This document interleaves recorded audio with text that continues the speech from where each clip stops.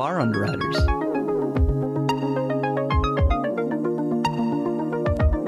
All-American Trophies for all your screen printing and embroidery needs.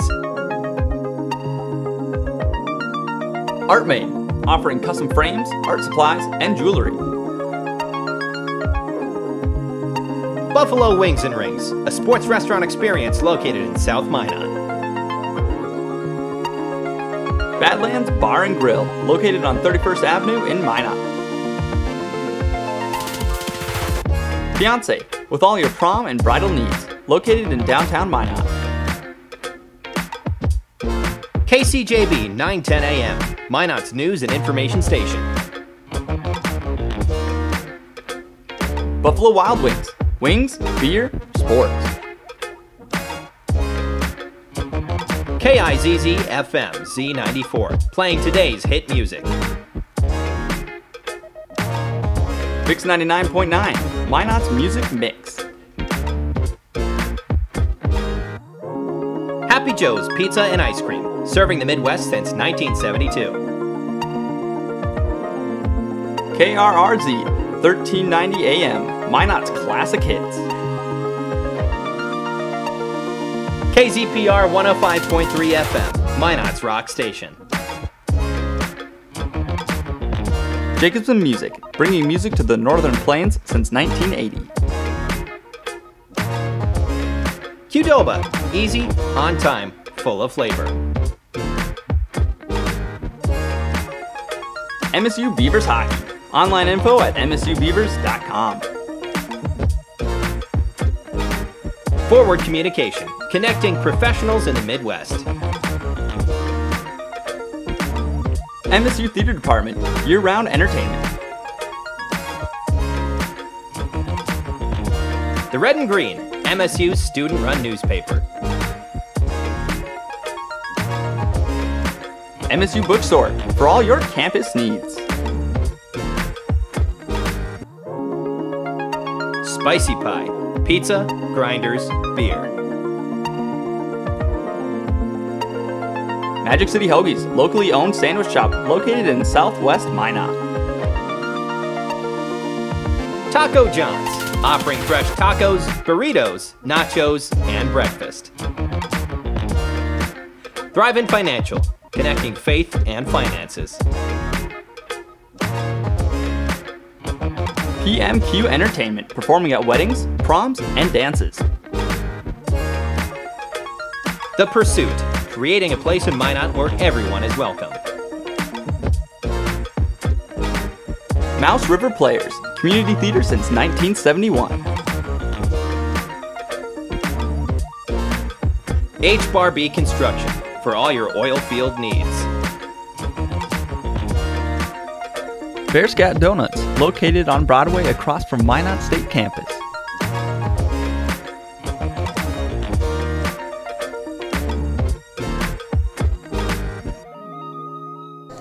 Good evening, everyone. It is just about 4 minutes past 5 o'clock, and this is our KMSU auction pre-show. And this is a chance where we get to talk to some of our major sponsors that help us out here in our broadcasting department, and also a chance to visit, and that's what I had the chance to do, to interview our nonprofit sponsor this year. And we're going to interview Daniel Rude. Good to see you again, Daniel. Yeah, thank you. So before you tell us about Backpack Buddies, I want to let you know that our class chose Backpack Buddies as the nonprofit that we wanted to donate 10% of our profits to tonight. So we all got a chance to vote, and Backpack Buddies was the winner. Wow, that's awesome. So we were excited, and it won by quite a bit of votes. So it's a good program. I know you've been out in the community talking about Backpack Buddies for whenever you pretty much get a chance. I know you're talking about it. Can you give us history about the Backpack Buddies and currently what you're doing with the program? Absolutely. This actually started 6 years ago here at Minot State, and they were trying to work with the community and figure out how they could meet the needs of the children that are going under the radar and missing out on meals over the weekend. And 1 in every 5 children in the Minot Public Schools is on the free or reduced lunch program. So that means that the kids are going home on the weekends and they might not be having much food, and some kids might not even have food at all. So it really takes a toll on their learning and their behaviors in school. So this, like you said, is one of the only meals they might have over the weekend. Yes. And I know studies show that pretty much a full belly is a happy person, and it does really affect the way that they learn and interact with the students around them when they do go back to school. Absolutely. We started at Sunnyside Elementary School. That was our pilot school, and we learned that it changed the students so much after that first year. They weren't bullies anymore. They were excited to be in school. They were excited for weekends and Christmas vacation and to be kids, and their grades were up. So after that first year, we decided that we wanted to branch out to another school, and we kept receiving funding, and this year we're currently at 6 elementary schools. Okay, can you tell us those 6 schools? We're at Sunnyside, Roosevelt, McKinley, Lewis and Clark, Washington, and Bell Elementary School. Wow. And about how many kids do you represent right now with the Backpack Buddies program? Absolutely. We're at 220 kids, and it costs only $10 to sponsor a child for an entire weekend of meals, and that's the items that will be on this cart here, and it's $360 to sponsor a child for an entire weekend. So we're really excited to help these children out. So this is a chance right now for our viewers to say if they want to do something to give some money and go to a great cause. I can't think of a better program than making sure children don't go hungry over the weekend. Now, I'm assuming this cart isn't what the kids are taking home over the weekend. No, this cart is not what they're taking home, but this is some of the items. One of the main things that we have is this bag, and this is from Great Plains Food Bank. This is $5 worth of food here, and we make sure that we have at least 6 meals for the weekend and 3 snacks. So we'll give them macaroni and cheese. What kid doesn't like macaroni and cheese? We'll give them granola bars, peanut butter and jelly, just different items that they can make themselves and that will sustain them longer and give them the energy needed. It sounds like a great program. Are there any plans to expand in the near future? Because I know there's always a want and a need in the community. We're wanting to expand right now with those 6 schools. Those are the 6 schools with the most need, and then we try to sustain those schools, move into a new school every year or 2 years, but it's the funding that we need, because right now, if you do the math, add that all together, it's costing a little over $80,000 to keep this program up and running each and every year. Wow, that's a lot of money. And have you had donations as low as $10, and probably some people are writing checks for a very large amount? Yes, we have all ranges of dollar amounts, and we even had a little boy, instead of presents for his birthday, he actually asked for donations for Backpack Buddies. So any little bit helps our program, and we really appreciate the community support. Well, I was thinking with the holidays coming up, a lot of people will decide to do like a giving tree or one of those other choices that they can do to, instead of just giving traditional gifts. And if they're have all the kids out of the house and they maybe don't have any nieces or nephews, what a better way to donate to a program that is definitely going to help enrich a student's life over the weekend. Absolutely. They can go to our website, get additional information on what the items are, and even ask if we're looking for volunteers at the moment, because the volunteers are the ones that pack on Wednesdays, help us, and then get them out to the schools for them to put them in the children's backpacks. I actually had a chance one time to help last semester, and it's amazing how, if you have the right organization, how much you can actually get those bags packed in a very short amount of time. So it was really fun to do that. I think that was through the DECA program. They helped last year.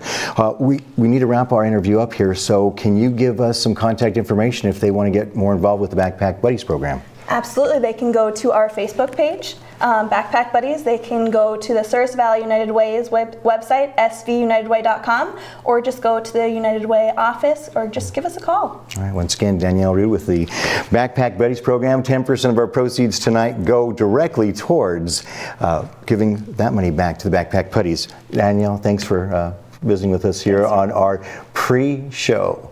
And with that, Cody, I know you have an interview you'd like to begin now. Yeah, I do. First, thank you, David. I want to say really great organization they have over here at Backpack Buddies. I know when we made that vote, it was by and far, it was easy what we all wanted to do.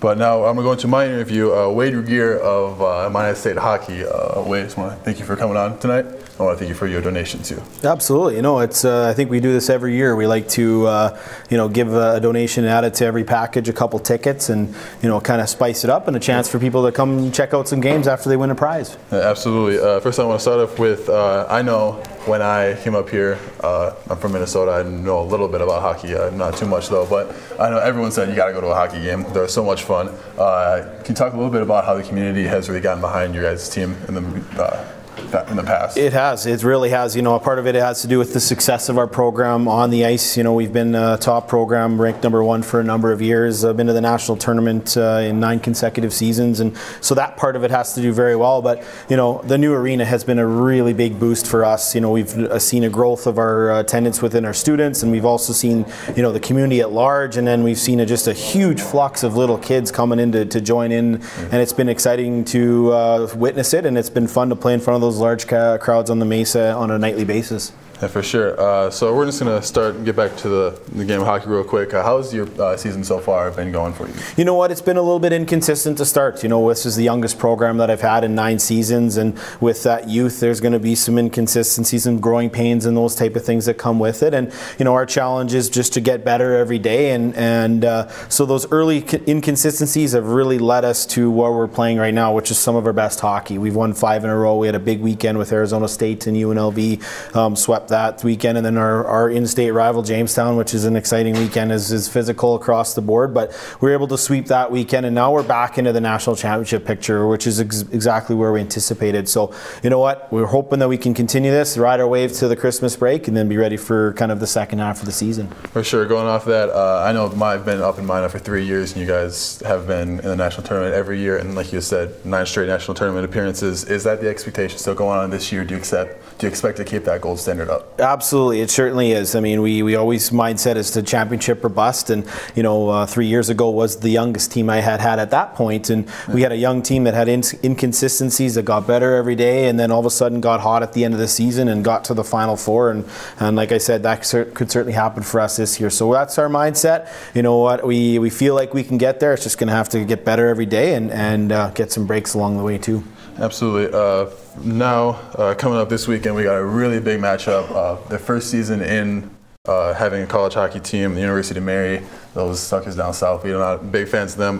What is your guys' mindset going into that game? It's kind of hope the tradition of Minot State athletics. I mean, I think you know, my marketing staff, I think we've won almost in every other sport so far, and it's been pretty exciting that we want to take that mentality, represent our school. And you know, I know that most times we refer to it as a school down south and not actually by name, and we really want to maintain that relationship. But it's really exciting for college hockey and both universities and both cities. You know, they've been selling out their rinks, and it's been really exciting. And then tomorrow, they're really excited about it because we've got girls basketball, men's basketball, and then men's hockey, and they made it into a 3-day you know, bonanza down there. So we're excited for it. It's going to be rowdy in the Mesa with probably one of our largest crowds, and you know, we hope the students get on board for that heated rivalry between the two universities. Yeah, I know me and a couple of my teammates definitely be making the trip down there. Real quick, I just wanted to go back to your team a little bit. You had mentioned that you have a lot of youth for it. How have you gone about getting them experience on the ice? You know, it's been challenging. You know,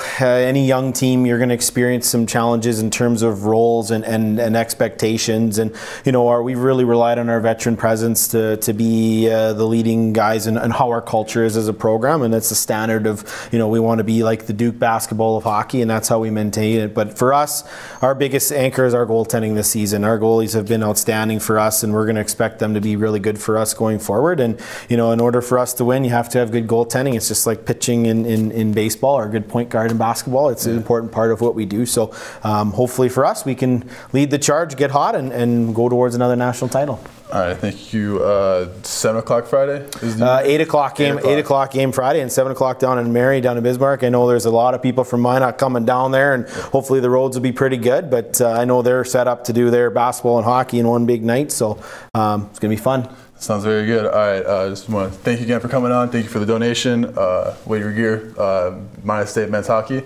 Again, thank you very much, and we're going to send it over to Monica for her interview. Hi, I'm with Jenny Castro today. She's a sales rep with West Dakota, Fox, KMOT, and MeTV. Thank you for being with us today. Yeah, absolutely. Jenny Castro got her undergrad here at Minot State and also played on the women's basketball team, which is cool because I'm on the softball team. And of course, like I said, she's a sales rep. And the first question I wanted to ask was, I know this isn't your first auction, so I kind of wanted to know how it was back then, like starting it off and stuff. So I want to know if you could explain it to us. Exactly like this.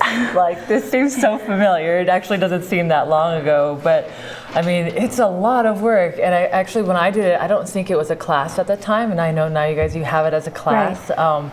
But I mean, you guys put in so many hours, I know, and like getting the donations and talking to local businesses. I know that was something that I was so scared of at first when I did it here. Yes. But now that's what I do as my job at KMOT. Right. So I mean, this was something that got me into that. And then you guys have got the production side and all the graphics and everything you have to prepare. So I know it's a lot of work, and it's awesome. It's still going strong. Did the auction prepare you for what you're doing now? Absolutely, yeah. Like I said, so I came into the broadcasting department being very production oriented. Right. And from there, like, the classes kind of pushed me into assignments where I had to do on-air stuff, which I was really scared of, and I had to, go out and get donations, which I was also really scared of. And it's just one of those things where you have to just get yourself in it, and you kind of develop these skills that you didn't really realize you maybe had an inclination towards. Right. But yeah, so I gained a lot just from like doing auction stuff, I remember.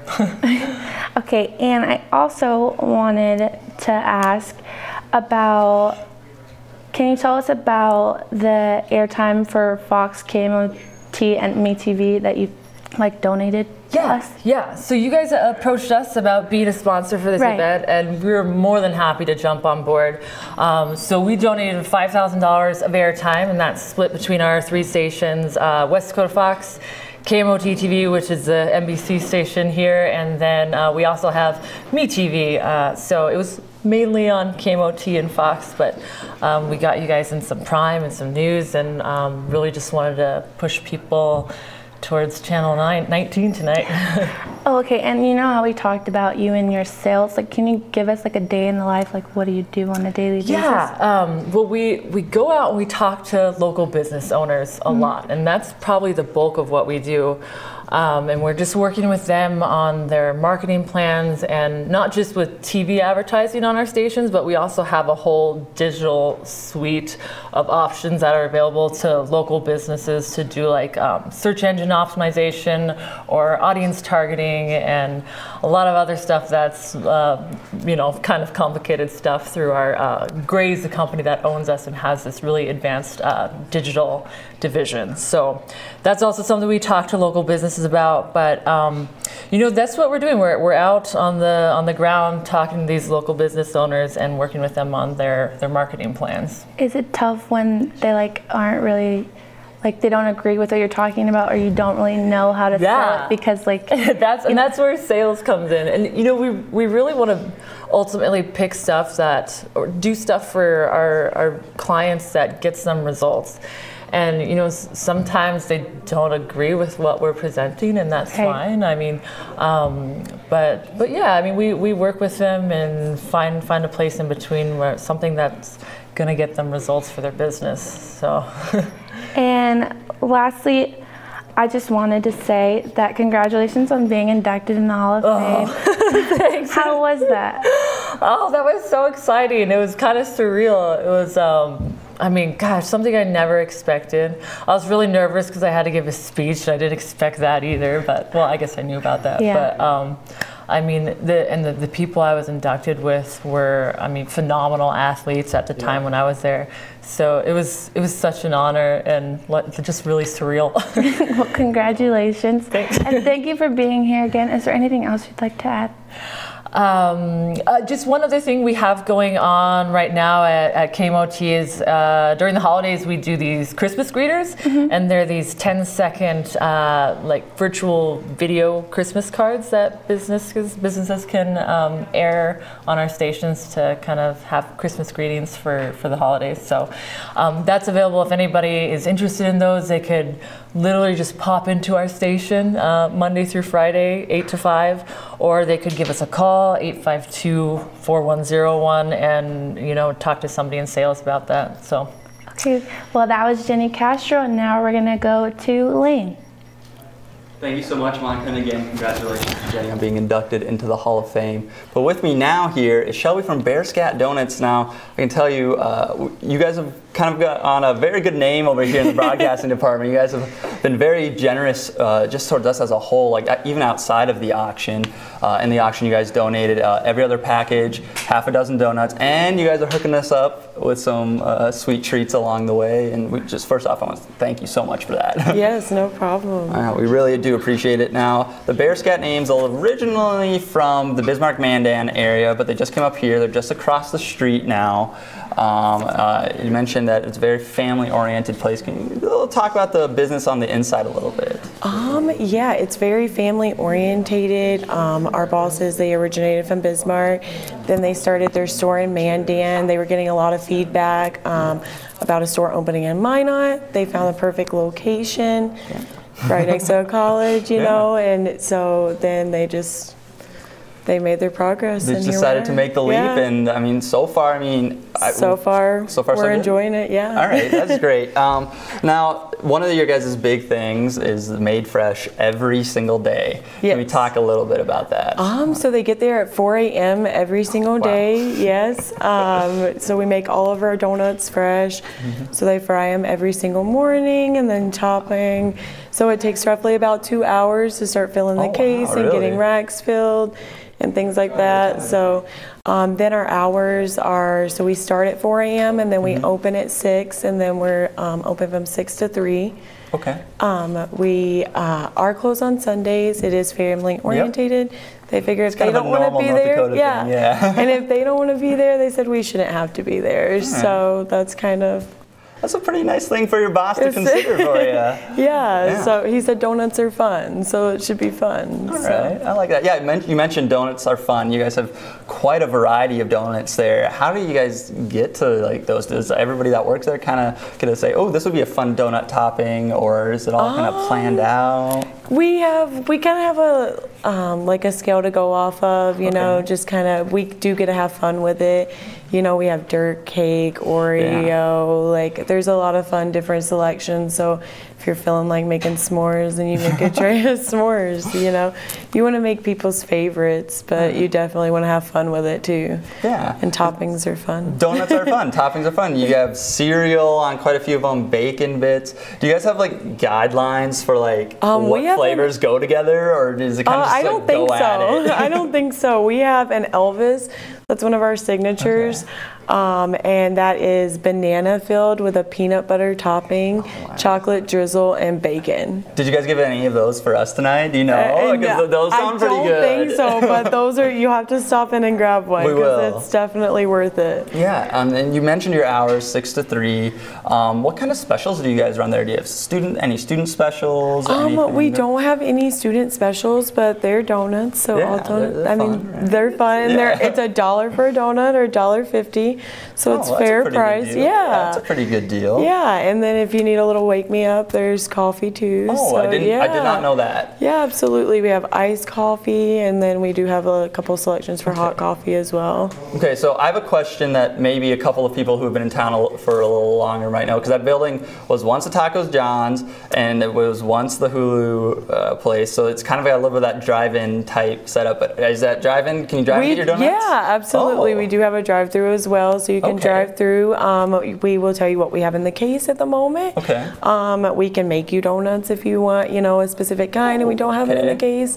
So it's just kind of, you know, pull through. That's kind of a cool little like unique thing. You know, you don't really think about that, like, because a lot of people, like, you're on the run. And grab coffee and a donut, and you're off. So how long does that take then for somebody if their donut they asked for isn't in the case already? About how long does that take them?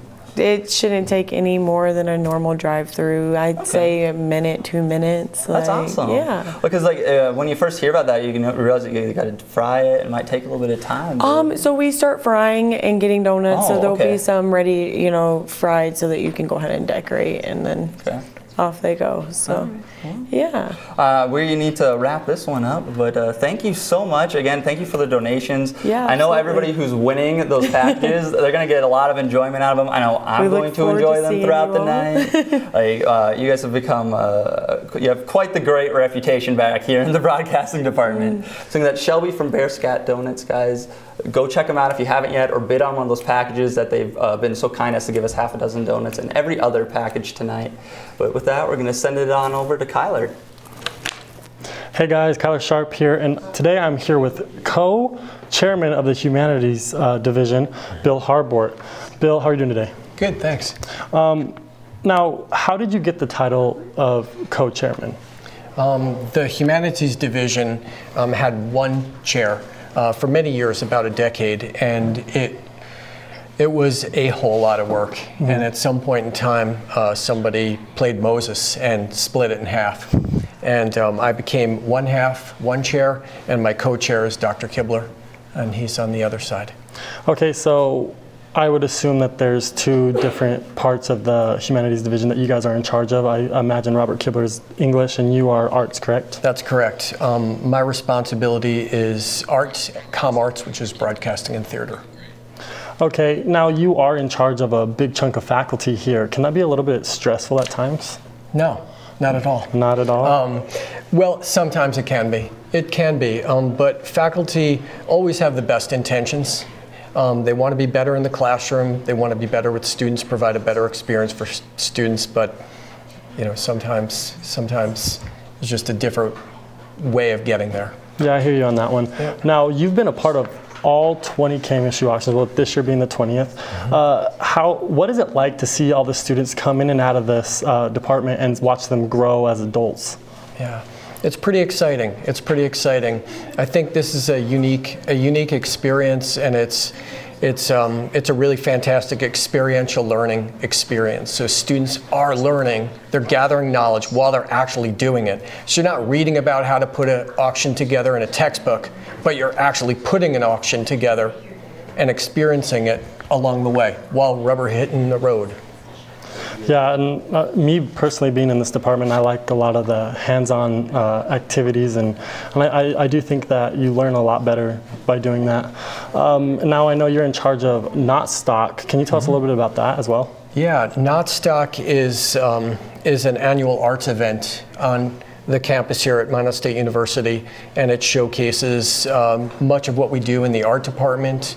It features poetry from our English department. It's featured foreign language in the past. It's handled theater and music, and really just celebrates the arts. Yeah, I was a part of that as well, playing music in the Dam for a couple days. Oh, yeah. How important is it to bring in like high school kids to the Not Stock? It's pretty important. It's one of the more important pieces of the event in that students maybe from smaller schools, Class B schools that travel from 2 and 3 hours away, come to a college campus and they get exposure to the arts. Maybe sit at a potter's wheel and try a hand at spinning a clay pot or a vessel, something they wouldn't maybe ordinarily do out in the middle of Mohall. Yeah, at my old school actually, I tried the potter's wheel, and that is very tough skill to learn. So I understand we got a new gallery. What's that like? It's a fantastic facility. It feels like you're in Los Angeles or Chicago or New York. It is at the very, very bottom floor of the library, so the gallery inhabits the bottom floor of the library. And it's just an outstanding space that allows the university to bring in bigger name artists, bigger shows, and show our own student work in a really, really credible way. How did that all come about? A number of years ago, maybe 10 years ago, there were discussions about the exhibition opportunities here on campus. And we also have a pretty extensive permanent collection. So we have work that's been donated by artists for many, many years that's now stored over at that facility. So that became a need. So exhibiting work, storing work, and just being stewards of the arts. All right, Bill, last question. Mm-hmm. How excited are you for the auction tonight? I'm pretty excited. I'll pop in later. I'm guessing that there'll be some chaos, but overall, it's a great experience for students and a great experience for people bidding and the whole thing. All right, I think that does it for us. Thank you for being on, by the way. Thank you. This is Bill Harbort, co-chairman of the Humanities, and with that being said, we're going to toss it to Hannah. Thanks for that, Kyla. That sounded like a great interview. Yeah.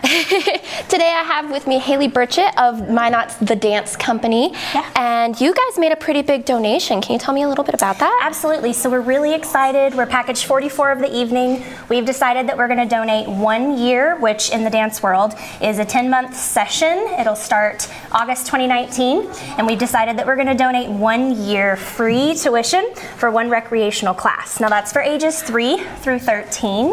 So there are a variety of classes that are available for that age. We have hip hop classes, we have Itsy Bitsy Ballet Tap, which is a pre-ballet tap jazz class.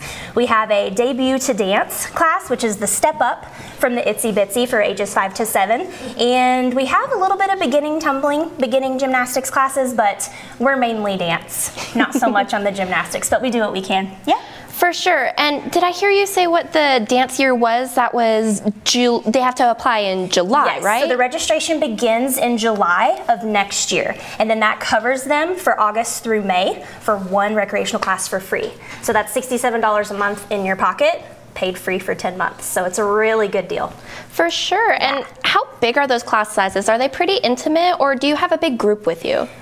Intimate. Intimate's the word. We like to keep things very close-knit, family, warm and welcoming at my studio. So we normally never go more than 8 or 9 in the classes, just because we feel it gives the kids the chance to really get to know the other kids in the class, and they can make friends, and it's more of a social experience rather than just coming to a dance class and going through the motions. So for us, that intimacy is really important. For sure. You mentioned the family aspect of it. I know walking around, you guys have wonderful quotes all around that you wrote, right? Like you took from the internet. But yeah, I mean, I took from a lot of inspiration. I am big on mindfulness, and we try to practice a lot of meditation concepts in the classroom because kids are under a lot of stress, believe it or not, in their own way, right? So when things get hectic in the classroom, or if the pressure is on for competitive students, we like to make sure we bring in a lot of positivity from pretty much wherever we can get it.